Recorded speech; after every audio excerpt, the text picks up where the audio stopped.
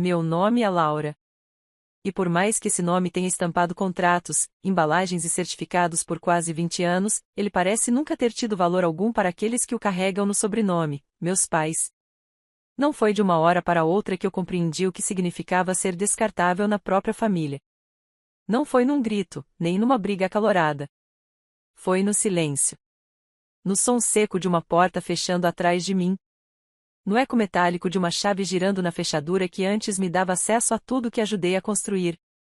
Foi na voz neutra de um advogado engravatado que me informou, como se estivesse lendo a previsão do tempo, que meus serviços não seriam mais necessários. Por decisão unânime da diretoria, a sua posição na empresa está extinta a partir de hoje. Unânime. Aquela palavra ficou zumbindo na minha cabeça por dias. Era como se minha existência tivesse sido colocada em votação e perdido por goleada. E a diretoria?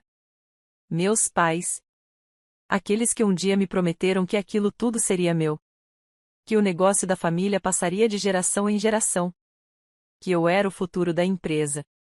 Todas as comunicações futuras deverão ser feitas exclusivamente por meio do nosso advogado, ele completou, sem levantar os olhos do papel.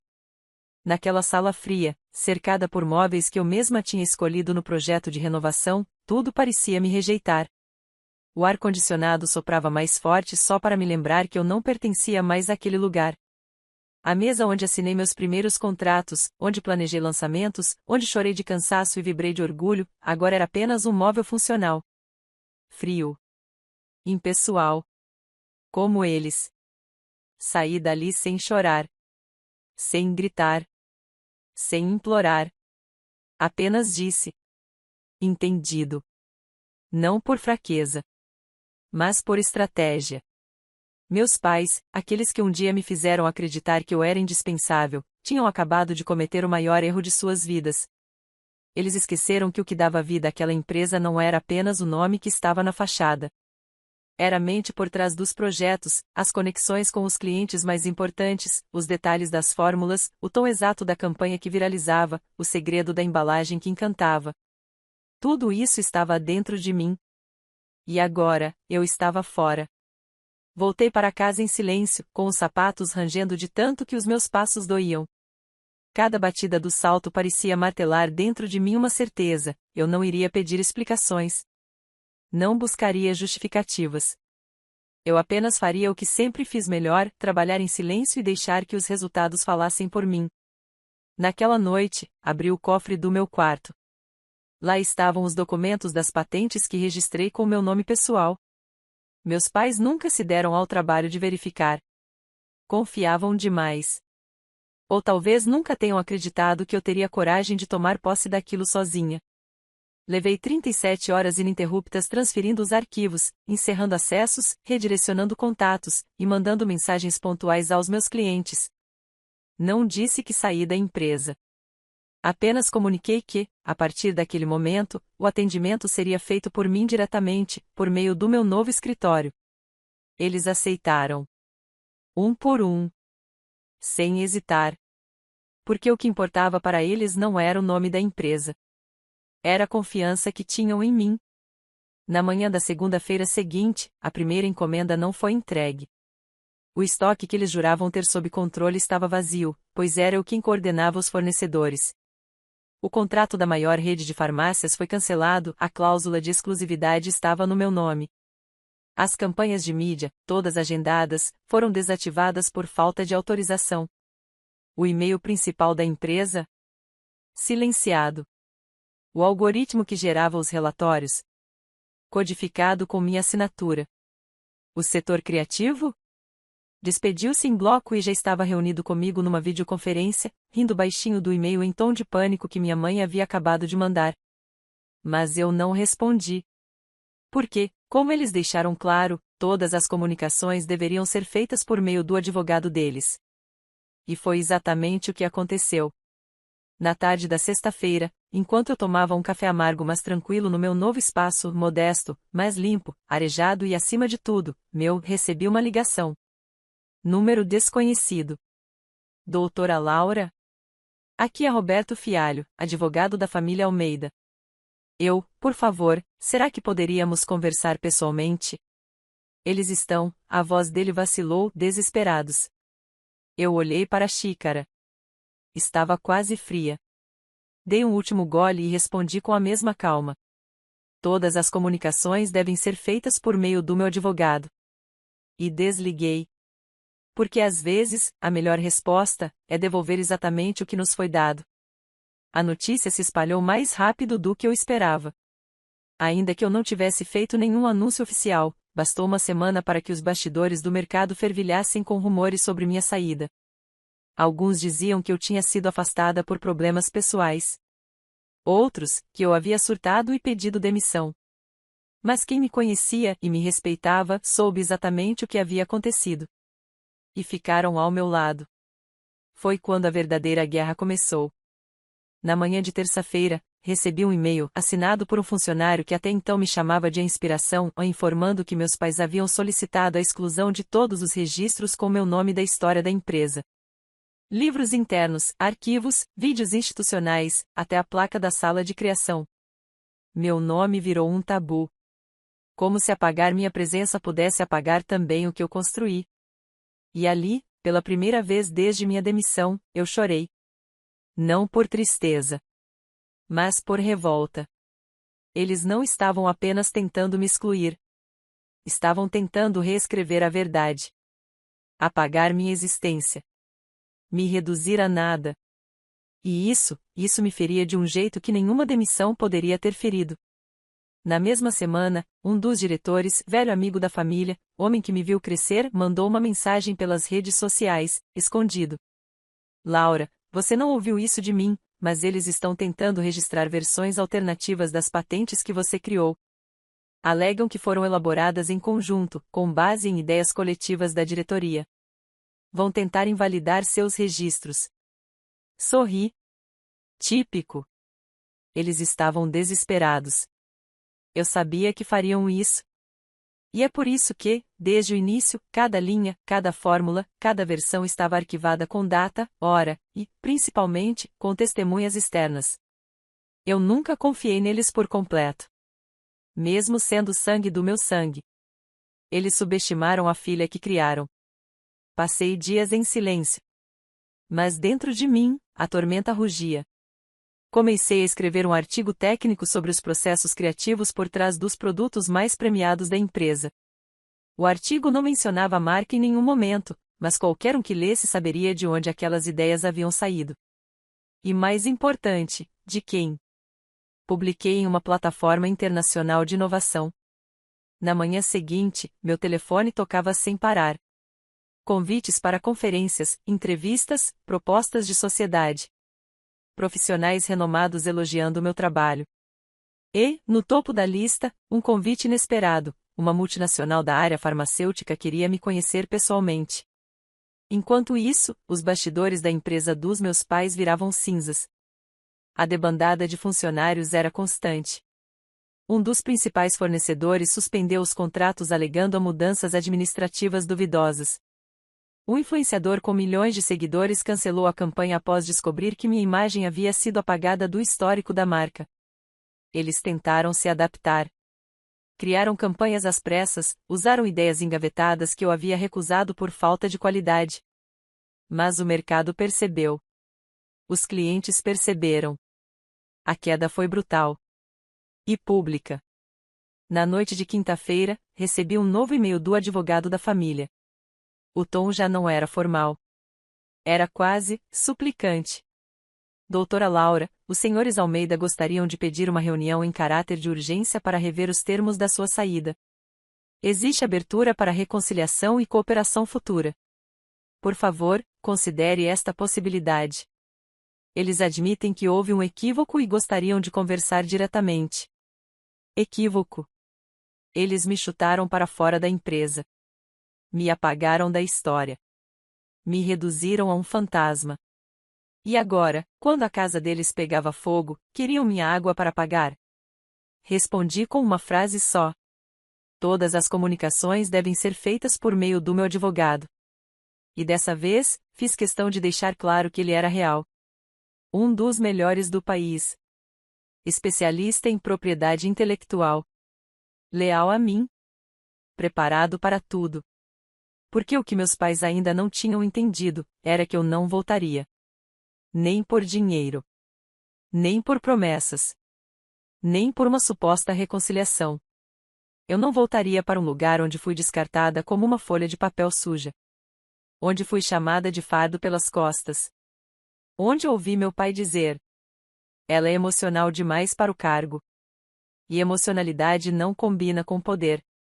Ele disse isso na sala ao lado, achando que eu não ouviria. Mas eu ouvi.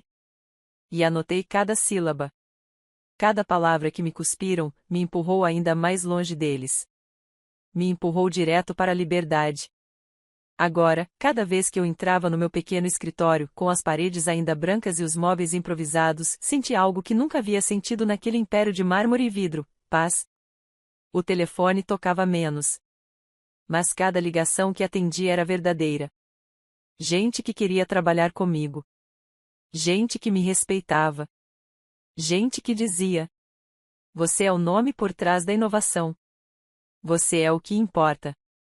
E pela primeira vez na vida, eu comecei a acreditar. Mas a guerra ainda não tinha acabado. Na semana seguinte, um jornalista investigativo me procurou. Discreto. Sério. Disse que estava reunindo informações sobre a queda abrupta da empresa da minha família e ouvirá dizer que eu poderia esclarecer algumas coisas. Eu não disse nada. Mas deixei sobre a mesa alguns documentos que sem querer estavam ali. Ele entendeu. Fotografou. Agradeceu. E se despediu com um sorriso cúmplice. 2 dias depois, o nome dos meus pais estampava manchetes nacionais. Não por escândalos financeiros, pois isso eu não permitiria, conforme suas instruções, mas pela decadência vertiginosa de um império familiar que, de um mês para o outro, havia perdido a alma. E então, pela primeira vez, eles me ligaram diretamente. Minha mãe. A voz trêmula. Filha, por favor. Podemos conversar? Eu respirei fundo. Senti um arrepio percorrer meu corpo. Por um segundo, quase caí na armadilha do afeto. Mas então lembrei: eles me traíram, me humilharam, me descartaram. Todas as comunicações devem ser feitas por meio do meu advogado, repeti, com firmeza. E desliguei. Eles me criaram para ser submissa. Eles me ensinaram que sangue era tudo. Mas esqueceram de me ensinar o que fazer quando esse sangue se volta contra você. Eu aprendi sozinha. E agora, era minha vez de ensinar. Foram dias de silêncio, como a calmaria traiçoeira que antecede uma tempestade. Eu sabia que minha recusa em atender à ligação da minha mãe não ficaria sem resposta. Eles nunca aceitaram a palavra não. Principalmente quando vinha de mim.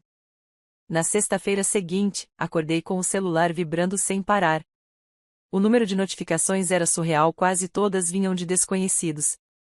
E o mais estranho, eram mensagens de ódio, ofensas, acusações. Você destruiu a própria família por ganância. Que tipo de filha joga os pais no lixo por dinheiro? Você é um monstro. Uma ingrata. E ali, no meio daquele bombardeio, uma imagem me fez congelar. Era uma foto antiga, tirada sem meu conhecimento, de um momento em que eu chorava no refeitório da empresa. Eu lembrava bem daquele dia. Tinha acabado de sair de uma reunião em que meu pai gritou comigo na frente de todos, dizendo que eu era um erro de cálculo. Na legenda, colocaram: Laura chorando após demitir funcionários sem aviso. A filha tirana da indústria. A narrativa estava clara. Eles estavam tentando me pintar como vilã. Fizeram montagens, vazaram documentos descontextualizados, criaram perfis falsos para espalhar boatos. Em menos de 24 horas, o nome que eu levei anos para construir estava mergulhado em lama. Mas eu não chorei. Dessa vez, não. Porque eu esperava exatamente esse tipo de reação. E, como sempre, eu já tinha me preparado. Abri meu laptop, respirei fundo, e digitei com calma. Boa tarde, Dr. Érico. Podemos seguir com a liberação dos arquivos? Meu advogado respondeu em minutos. E então, com o apoio da equipe jurídica que eu havia montado silenciosamente nas semanas anteriores, publiquei um vídeo. Era simples. Sem cortes. Sem produção. Apenas eu, sentada no mesmo escritório onde tudo começou. Meu nome é Laura Almeida. E pela primeira vez, eu gostaria de contar a verdade. Falei por 20 minutos. Contei como fui desligada da empresa sem explicação, como todos os meus acessos foram bloqueados de um dia para o outro, como meu nome foi riscado dos registros. Contei também sobre as campanhas que criei, os projetos que desenvolvi, e mostrei provas, contratos, e-mails, registros de reuniões, todos assinados. Mas deixei o golpe final para o fim. Este é o documento original da patente do composto LQ-17, que rendeu à empresa 11 prêmios internacionais e aumentou o faturamento em 300% em 2 anos. Está assinado apenas por mim. Porque fui eu quem o criou. E sim, ele está devidamente registrado em meu nome pessoal, com respaldo jurídico completo. Qualquer tentativa de uso indevido configura crime. Pausa. Olhei para a câmera com serenidade. E para quem ainda acredita que sangue justifica qualquer coisa, eu convido a olhar nos olhos de quem se diz família e perguntar: por que me jogaram fora como se eu fosse descartável? Encerrei com uma única frase. Não tentem me enterrar. Eu sou semente. O vídeo foi ao ar numa noite de domingo. Até a manhã seguinte, tinha mais de 2 milhões de visualizações. Comentários começaram a brotar de todos os lados. Gente me agradecendo pela coragem, mulheres contando histórias parecidas, empresários me oferecendo alianças, jovens dizendo que eu os inspirava a não aceitarem menos do que mereciam. E, claro, jornalistas. Muitos jornalistas. Minha equipe filtrou os pedidos. Escolhi apenas uma entrevista. Um canal sério, respeitado, com um jornalista íntegro. Durante o programa ao vivo, ele me perguntou: Laura, como você se sentiu ao ser traída por seus próprios pais? Olhei para a câmera. Como uma criança que acorda e percebe que seus monstros não estão debaixo da cama. Estão na sala, tomando café com a sua xícara preferida, sorrindo como se nada estivesse errado. A entrevista foi um marco. E, naquele mesmo dia, a empresa dos meus pais teve mais um baque. Um cliente antigo, de contrato milionário, publicou uma nota oficial dizendo que, por princípios, cortaria relações com a companhia. Citou práticas antiéticas e a postura questionável da diretoria. E assim, pedra por pedra, o castelo desabava. Foi nesse ponto que os ataques mudaram de tática. Agora, tentavam me atingir por meio da memória do meu avô. Um homem íntegro, fundador original da empresa, que havia morrido há 7 anos. Meus pais insinuaram que eu estava desonrando seu legado, que ele jamais aprovaria minha postura. Ah, se eles soubessem! Meu avô foi a única pessoa da minha família que realmente me via. Ele me ensinou tudo o que eu sabia de verdade. E, antes de morrer, deixou comigo um envelope. Pediu que eu abrisse apenas quando fosse necessário. Aquela era a hora. Abri com as mãos trêmulas. Lá dentro, havia uma carta escrita à mão e um testamento particular. O conteúdo me tirou o ar. Meu avô havia deixado para mim 40% das ações da empresa. Mas, com uma condição, que elas fossem resgatadas apenas em caso de expulsão injusta ou conflito familiar. Ele previu. Ele sabia. Ele me protegeu, mesmo depois da morte. Liguei para o meu advogado. Horas depois, a ação estava protocolada. Legal, válida, legítima. E naquela mesma semana, meus pais receberam a notificação. Eu era agora uma das principais acionistas da empresa que me chutou. E exigiria prestação de contas, auditoria e revisão de todas as decisões recentes. Eles entraram em pânico. Nova ligação. Nova súplica. Por favor, filha, precisamos conversar pessoalmente. Estamos dispostos a negociar. Negociar? Comigo? Eu apenas sorri. E pela última vez, respondi. Todas as comunicações devem ser feitas por meio do meu advogado. Mas, desta vez, acrescentei algo. E diga a eles que o nome do meu avô será honrado como ele merece. O silêncio da minha resposta não foi o fim. Foi o início da queda deles. A notificação oficial da minha entrada no quadro societário da empresa foi registrada em todos os canais obrigatórios: Diário Oficial, Junta Comercial, plataformas especializadas. A partir daquele momento, meus pais não podiam mais ignorar minha presença. Eu era a parte legal da estrutura que eles tentaram apagar. E agora, com voz, voto e sede de justiça, convoquei uma reunião extraordinária do conselho. Eles tentaram impedir. Alegaram que não havia tempo hábil, que estavam com a agenda cheia. Mas meu advogado riu diante do e-mail deles e respondeu com uma única linha: recusar a convocação da acionista é crime societário, artigo tal, inciso tal. 2 dias depois, lá estava eu, diante de uma mesa onde já me sentara incontáveis vezes, mas agora, como problema que eles não conseguiam mais ignorar. Meu pai entrou primeiro. Tentava manter a postura, como se não fosse ele quem passará os últimos dias implorando silêncio aos bastidores do mercado. Minha mãe veio logo atrás. Não me olhou. Fingiu que eu era um vaso de decoração no canto da sala. Outros acionistas estavam presentes. E muitos deles, velhos, pragmáticos, me cumprimentaram com respeito genuíno. A reunião começou. E eu pedi a palavra. Senhores, serei breve. Minha presença aqui não é movida por ego, vingança ou sentimentalismo. É movida por números. E os números são claros: desde minha saída, a empresa perdeu mais de 50% do seu faturamento. Campanhas falharam, contratos foram cancelados, e a reputação da marca está em frangalhos. Eu proponho, portanto, uma medida emergencial de intervenção na diretoria. E uma auditoria completa das decisões tomadas desde o dia em que fui desligada. O silêncio foi sepulcral. Meu pai apertou os punhos. Laura, isso é uma afronta. Você está transformando um problema pessoal em uma caça às bruxas. Eu o encarei.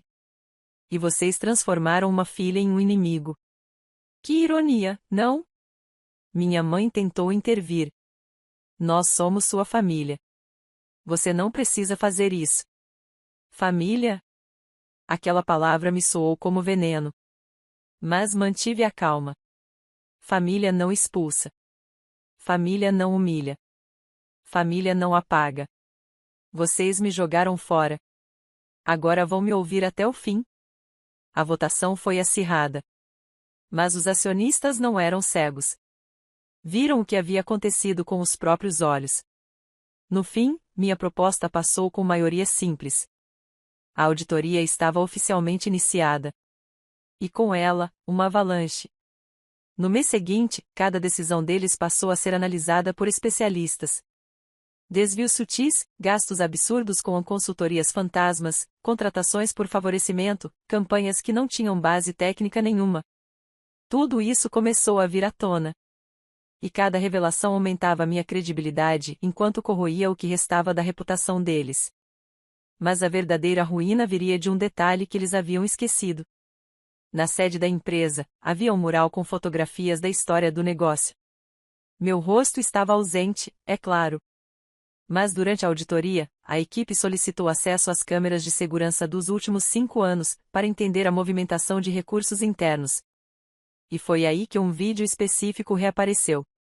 Uma gravação de 5 minutos, feita num fim de expediente qualquer. Eu estava na sala de reunião, sozinha, anotando no quadro branco ideias para a campanha de lançamento do produto mais lucrativo da marca. Sozinha. Com data, hora, e a câmera filmando cada rascunho. A mesma campanha que meus pais disseram ter feito em equipe, e pela qual haviam recebido prêmios nacionais. A gravação foi anexada ao relatório final da auditoria. E com ela, a empresa foi notificada, ou os créditos autorais seriam corrigidos, ou uma ação judicial bilionária viria pela frente. O comitê de ética, pressionado, tomou uma decisão. Me reconheceram publicamente como autora da campanha. E o fizeram num comunicado oficial, assinado, divulgado em todos os canais da empresa. Com meu nome em destaque. Meus pais não participaram da decisão. Foram simplesmente informados. No mesmo dia, meu telefone tocou. Era a secretária da presidência. Laura, seu pai está no hospital. Crise de hipertensão. Dizem que foi emocional. Fechei os olhos. Não por dor, mas por ironia. Eles queriam me destruir emocionalmente. Mas, no fim, foram esmagados pelo próprio ego. Não fui ao hospital. Não mandei flores. Nenhum bilhete. Porque ali eu entendi, minha vingança nunca foi pessoal. Foi institucional. Minha vitória era ver a verdade restaurada. Era ocupar meu lugar de volta. Não para ficar, mas para mostrar que eles nunca foram maiores do que aquilo que eu criei. Com a auditoria concluída, fiz meu último movimento. Reuni a imprensa e anunciei que venderia todas as minhas ações. Mas não para qualquer um. Um grupo internacional faria a aquisição, com um detalhe: a nova gestão não manteria nenhum membro da diretoria atual. Ou seja, meus pais seriam demitidos. Pela mesma empresa que criaram. Pelas mesmas mãos que me chutaram. Pelas mesmas regras que eles usaram contra mim. Na manhã da assinatura, entrei no prédio com um vestido vermelho. Cabeça erguida. Olhar firme. Nenhuma palavra. Assinei. Levantei. E, antes de sair, olhei para meu pai e disse: agora vocês sabem o que significa ser descartado. Só que, diferente de mim, vocês não têm mais volta. Minha mãe tentou dizer algo, mas eu não dei ouvidos. Apenas caminhei até o elevador. E ao ouvir o andinho das portas se fechando atrás de mim, senti paz. Eles tentaram me enterrar. Mas esqueceram que sementes também sabem explodir o concreto. O som das portas se fechando atrás de mim naquela manhã não era apenas o fim de um ciclo. Era o silêncio definitivo de tudo que já me feriu. O contrato estava assinado. As ações, transferidas. A diretoria, dissolvida. E os dois, meus pais, oficialmente destituídos. Sem controle, sem prestígio, sem desculpas. Eu saí dali sem olhar para trás. Voltei para meu novo escritório, agora reformado, com paredes de vidro, plantas vivas, quadros com frases de impacto e, acima de tudo, vida. Ali, pela primeira vez, eu sentia que tinha espaço para respirar. Sem precisar me encolher. Sem ter que pedir permissão para existir. Durante as semanas seguintes, uma calmaria se instalou. Meu nome havia sido limpo. A imprensa falava de mim com respeito. Os convites para palestras aumentaram. Convidei pessoas que sempre estiveram ao meu lado para liderarem novos projetos. Criei uma fundação para ajudar jovens mulheres a entrarem no mundo da inovação. Mas sem holofotes. Sem pose de salvadora. Apenas porque eu sabia o quanto doía lutar sozinha. Uma tarde, enquanto organizava alguns papéis, recebi uma correspondência simples. Sem remetente. Abri com cautela. Era uma carta. Escrita à mão. Reconheci a caligrafia de longe, era da minha mãe. Laura. Não sei como começar essa carta sem parecer hipócrita. Talvez seja porque eu sou. Talvez seja porque precisei perder tudo para entender o que você já sabia há muito tempo, que amor sem respeito não vale nada. Seu pai mal fala desde aquele dia. Ele evita espelhos. Evita a si mesmo. Eu, por minha vez, passo as tardes olhando pela janela. Não para te esperar voltar, mas tentando entender em que ponto deixei de te ver como filha, e passei a te tratar como rival. Você venceu. E não falo da empresa. Você venceu a mim. A nossa frieza. Ao nosso orgulho. A nossa covardia. Eu sei que não mereço perdão. E não peço reconciliação. Apenas, queria que soubesse que, por mais que você tenha me devolvido o silêncio que um dia eu te impus, esse silêncio dói. Dói profundamente. E, por isso, ele é justo. Terminei de ler com os olhos secos. Não por falta de emoção. Mas porque, pela primeira vez, não havia mais necessidade de chorar. A justiça já havia sido feita. Guardei a carta em uma pasta marcada com a palavra fim. Porque era isso. Um fim.